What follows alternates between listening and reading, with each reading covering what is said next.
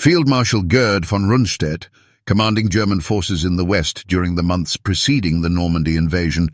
conducted an assessment during early 1944 that attempted to quantify something his decades of military service had never required him to calculate before: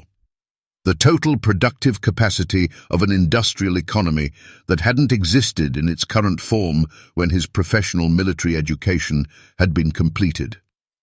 Von Rundstedt's staff compiled reports drawing on whatever intelligence German sources could provide regarding American shipbuilding, aircraft production, and the logistics infrastructure being assembled across southern England in preparation for an invasion that German planning understood was coming but couldn't precisely predict in timing or location. The numbers that emerged from this assessment described an industrial mobilization whose scale exceeded what German strategic planning had incorporated into its assumptions when the war against the Western Allies had first escalated into direct confrontation following America's entry in December 1941. The recognition that German generals arrived at didn't develop from a single moment of realization, but accumulated across multiple theaters and multiple years, each new encounter with American military capability adding evidence to a picture that grew progressively clearer and progressively more alarming. The North African campaign had provided the first direct combat experience, where German commanders, including Field Marshal Erwin Rommel and General Hans-Jürgen von Arnim, had initially assessed American forces as materially abundant but tactically inexperienced, an assessment that the rapid improvement American units demonstrated through the Tunisian campaign's later phases substantially complicated. The pattern that emerged, where American forces entered combat with logistics and equipment advantages that European militaries couldn't match, then improved tactically at a rate that German veteran formations found increasingly difficult to exploit, would repeat across every subsequent theater where German and American forces met. General Heinz Guderian, who returned to influence as Inspector General of Armored Troops following his earlier dismissal, presented assessments during 1943 and 1944 that connected American industrial capacity directly to the question of whether Germany could sustain the armored warfare that German doctrine depended on. Guderian's calculations, drawing on whatever production statistics German intelligence could compile regarding American tank, truck, and aircraft manufacturing, indicated that American factories were achieving output levels that exceeded German production, not by modest margins, but by factors that made direct material competition mathematically impossible, regardless of German industrial efficiency or the total mobilization that Albert Speer was attempting to implement across German war industry. The qualitative dimension of American military development complicated German assessments in ways that purely quantitative analysis of production figures couldn't fully capture. The P-51 Mustang fighter, which began appearing over German territory in early 1944, with sufficient range to escort American bombers to Berlin and return, represented an aircraft that hadn't existed in significant numbers a year earlier, demonstrating how rapidly American industrial and engineering capacity could convert into weapon systems that fundamentally altered specific dimensions of the air war. General Adolf Galland, commanding Luftwaffe fighter forces,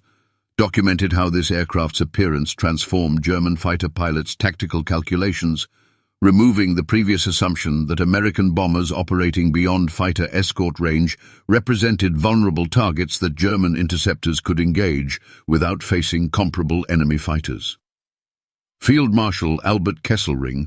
whose Mediterranean Theater Command had provided extensive direct experience with American operations from North Africa through Sicily and into the Italian campaign, presented assessments that connected battlefield observations to broader strategic implications regarding what American participation meant for Germany's overall war prospects. Kesselring's reports increasingly framed American military development not as a single threat to be addressed through specific tactical countermeasures, but as a systemic factor whose continued growth meant that German strategic calculations needed to account for an opponent whose capabilities would keep expanding throughout whatever time frame the war continued, a recognition that carried implications for how German commanders thought about the war's likely duration and ultimate outcome. The Normandy invasion in June 1944 provided German generals with direct confirmation of conclusions that accumulated evidence from previous theaters had already suggested. Field Marshal Erwin Rommel, commanding Army Group B's defense of the invasion coast, had argued before the landings that defeating an Allied invasion required destroying it on the beaches themselves. Before the kind of logistics build-up that American industrial capacity could sustain once a beachhead was established would make subsequent German counterattacks increasingly difficult to mount successfully. Rommel's assessment proved prescient in ways that the invasion's actual development confirmed. German counterattacks launched after the beachhead was secured faced American and Allied forces supported by logistics capacity, naval gunfire, and air support that German forces operating with severely constrained supply and air cover couldn't match regardless of tactical skill in individual engagements. General Günther Blumentritt, serving as Chief of Staff to von Rundstedt, documented in subsequent assessments how American material superiority translated into operational patterns that German commanders found increasingly difficult to counter through traditional tactical excellence. German formations that inflicted significant casualties on American units in specific engagements routinely found themselves facing renewed American strength within days, as replacement personnel and equipment arrived through logistics systems that maintained their effectiveness despite the English Channel crossing and the subsequent distribution networks required for supporting operations across an expanding front in France. The economic calculations that German generals increasingly had to incorporate into their strategic thinking extended beyond the immediate battlefield into broader questions about Germany's capacity to sustain a war against an opponent whose resources seemed to expand rather than diminish through sustained conflict. General Alfred Jodl, serving as Chief of Operations Staff at Armed Forces High Command, presented assessments during 1944 that attempted to convey to Hitler the cumulative significance of American industrial mobilization, assessments that combined production statistics with the practical battlefield evidence that German commanders across multiple theaters were independently reporting. An opponent whose material capacity to wage war appeared to have no foreseeable ceiling within any time frame relevant to Germany's strategic planning. Field Marshal Walter Model, who succeeded von Kluge as commander in the West following the catastrophe at Falaise during August 1944, confronted the practical consequences of these accumulated recognitions as he attempted to construct defensive positions from German forces that had been devastated in Normandy's final battles. Model's reports documented not just the immediate tactical challenge of insufficient forces, but the broader strategic reality that whatever defensive line German forces eventually established would face renewed American offensive capability that logistics constraints might temporarily limit, but that underlying industrial capacity would eventually overcome. A recognition that shaped German defensive planning through the war's final year, even as political leadership continued directing operations according to assumptions that increasingly diverged from what field commanders understood to be the war's actual trajectory. What German generals realized about America changing everything extended beyond any single battlefield defeat or strategic setback into a comprehensive reassessment of what kind of war Germany was actually fighting once American industrial and military capacity had fully entered the European theater. The North African campaign's initial encounters, the qualitative leaps represented by aircraft like the P-51 Mustang, the logistics capacity demonstrated through Normandy's sustained build-up, and the replacement systems that allowed American formations to absorb losses that would have crippled German units permanently, collectively constructed a picture that German military professionals, whatever their political loyalties or personal convictions about the war's ultimate outcome, increasingly understood as representing a fundamental transformation in the war's character. The psychological adjustment this recognition required extended into how German officers understood their own professional competence relative to the war's outcome. Generations of German military education had emphasized that superior tactics, operational art, and soldierly determination could overcome numerical and material disadvantages, a doctrine validated repeatedly through Germany's military history and reinforced by the campaigns against Poland and France that had opened the war. American industrial capacity presented a challenge that this doctrine had no adequate answer for.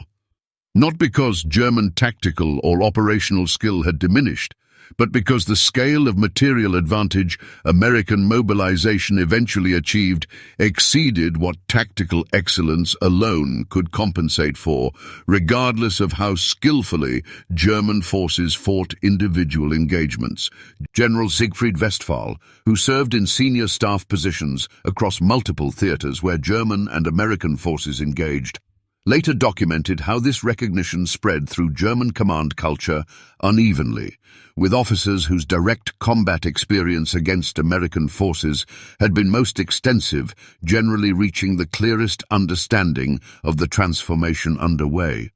while those whose assessment relied primarily on production statistics and second-hand reports sometimes maintained longer-lasting confidence that German tactical superiority might yet prove decisive, despite the underlying material trends. The conflict that had begun as a series of campaigns against individually weaker European opponents had become, with American industrial mobilization fully engaged, a contest against an economic and military capacity that exceeded what German strategic planning had ever seriously prepared to confront. A recognition that arrived too late to alter the strategic decisions that had committed Germany to a war requiring exactly the kind of sustained material competition that American entry had made impossible for Germany to win. By the time this recognition had fully permeated German command culture, the strategic decisions of 1940 and 1941 that had created the conditions for American entry into direct combat had already foreclosed whatever alternative paths might once have existed, leaving German generals to fight a war whose ultimate trajectory, their own professional assessment increasingly told them, had already been determined by factories and shipyards thousands of miles from any battlefield where their tactical skill could still make a difference.